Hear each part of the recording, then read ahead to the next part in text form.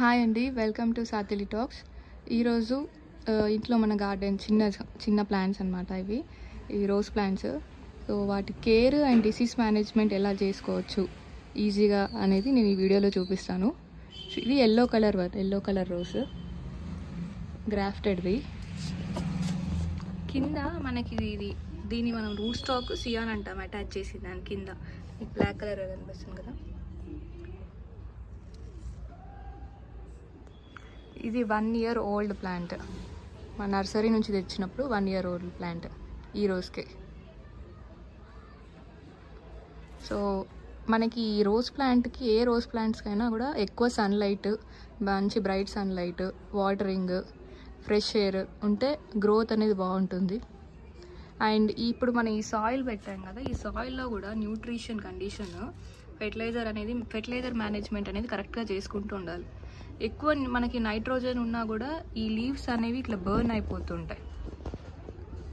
అయిపోయి కింద పడిపోతాయి. అలా ఉన్న బర్న్ అయిన లీవ్స్ కూడా మనం తీసేస్తూ ఉండాలన్నమాట.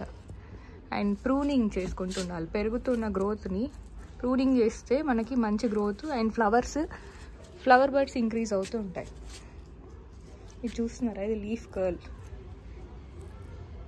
లీవ్స్ అన్ని డ్రై అయిపోయినాయి.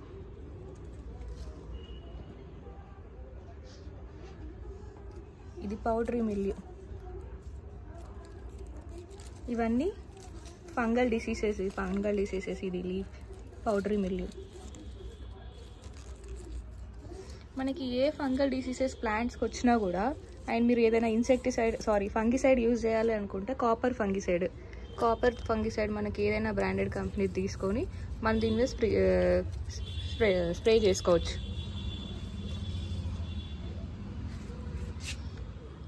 అండ్ ఇప్పుడు ఈ ప్లాంట్ చూసారు కదా, ఇది ఇక్కడ ఇట్లా లీవ్స్ అన్ని, పెటల్స్ అన్ని ఇట్లా బర్న్ అయినట్టు అయిపోతుంది. దాన్ని బాట్రైటిస్ బ్లైట్ అంటాం, బ్లైట్ డిసీజ్ ఇది.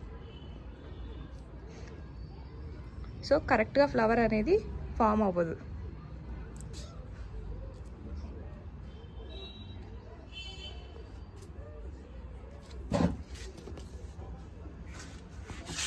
అండ్ మనం ప్రతిసారి ప్రూనింగ్ మంచిగా చేసుకున్నా కూడా గ్రోత్ ఉంటుంది. అండ్ మనం ఇలాంటి బాట్రైటిస్ బ్లైట్ వచ్చినప్పుడు కాపర్ ఫంగిసైడ్ కానీ, నీమ్ ఆయిల్ కానీ అలాంటివి స్ప్రే చేసుకున్నా కూడా మనకు కంట్రోల్ అవుతుంది.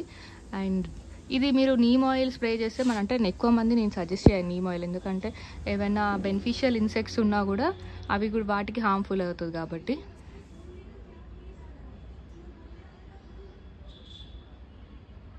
ఇంకా ఈ ప్లాంట్కి రస్ట్ అనేది లేదు. మెయిన్గా వచ్చే డిసీజ్ రోజ్ ప్లాంట్స్కి rust, botrytis blight, powdery mildew, downy mildew, ఈ డిసీజెస్ వస్తుంటాయి. అండ్ ఒకటి క్రౌన్ గర్ల్ అనేది ఉంటుంది. ఇది ప్లాంట్కి అయితే అది లేదు. చిన్న బడ్ లాగా స్టెమ్ దగ్గర ఫామ్ అవుతుంది అనమాట. అది చూడడానికి చాలా డర్టీగా ఉంటుంది.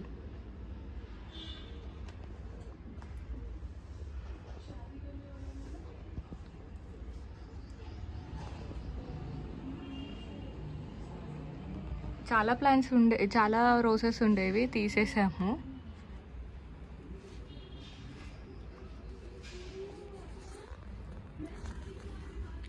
రస్ట్ ఉంటుంది, స్టెమ్ రస్ట్ ఉంటుంది. క్యాంకర్ అనేసి డిసీజ్ ఉంటుంది, స్టెమ్ క్యాంకర్ ఉంటుంది. ఇక్కడ డాట్గా ఇట్లా ఫామ్ అయిపోతాయి స్టెమ్కి. దీనికి కూడా మీరు కాపర్ ఫంగిసైడ్ స్ప్రే చేసుకోవచ్చు. అండ్ ఫెర్టిలైజర్ మేనేజ్మెంట్ అనేది రోజ్ ప్లాంట్కి చాలా ఇంపార్టెంట్ అనమాట. ఎక్కువ హై నైట్రోజన్ ఉన్నా కూడా మనకి క్యాంకర్స్ అనేవి ఫామ్ అవుతాయి. సాయిల్లో మీరు అప్లై చేసేటప్పుడు ఎక్కువ ఇది ఉన్నా కూడా మీకు ఈ క్రౌన్ గర్ల్ అనేవి కానీ, రస్ట్ డిసీజ్ కానీ ఫామ్ అవుతాయి అన్నమాట. మీకు ఆ సిమ్టమ్స్ కనిపిస్తే ఫెర్టిలైజర్ మేనేజ్మెంట్ చూసుకోండి. అండ్ గ్రోత్ పరంగా మీరు నేనైతే ఇలా వేసారు ఇంట్లో వాళ్ళు, ఎగ్షెల్స్. అండ్ నేను ఒక పనిచేసే కంపెనీ గ్రామ్ బజార్లోది గ్రోత్ ఫిట్ కూడా వాడాను అనమాట దీనికి.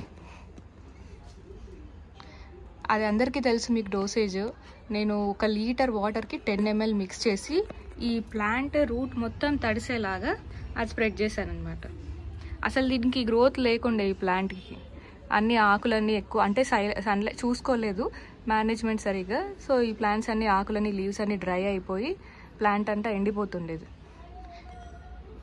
ఇప్పుడు ఈ వింటర్ సీజన్కి ఇంకా కొంచెం మనం జాగ్రత్త తీసుకుంటూ ఉండాలి.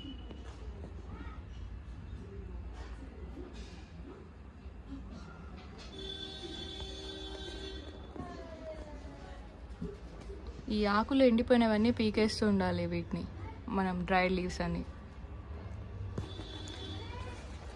క్యాంకర్ ఫామ్ అయినా కూడా, పౌడరీ మిల్యూ ఫామ్ అయినా కూడా నేను సజెస్ట్ చేసే ఫంగిసైడ్ మాత్రం బేయర్ది అడ్వాన్స్డ్ డిసీజ్ కంట్రోల్ అని ఉంటుంది ప్రోడక్ట్. అది కూడా వాడచ్చు.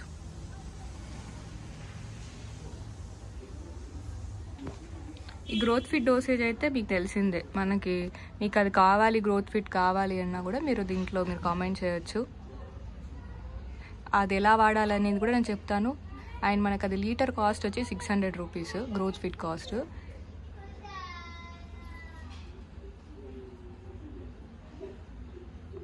సో ఇంకా మీకు ఏవైనా ఈ రోజ్ ప్లాంట్ గురించి కేర్ టిప్స్ కానీ తెలుసుకోవాలనుకుంటే కామెంట్ రూపంలో తెలపండి.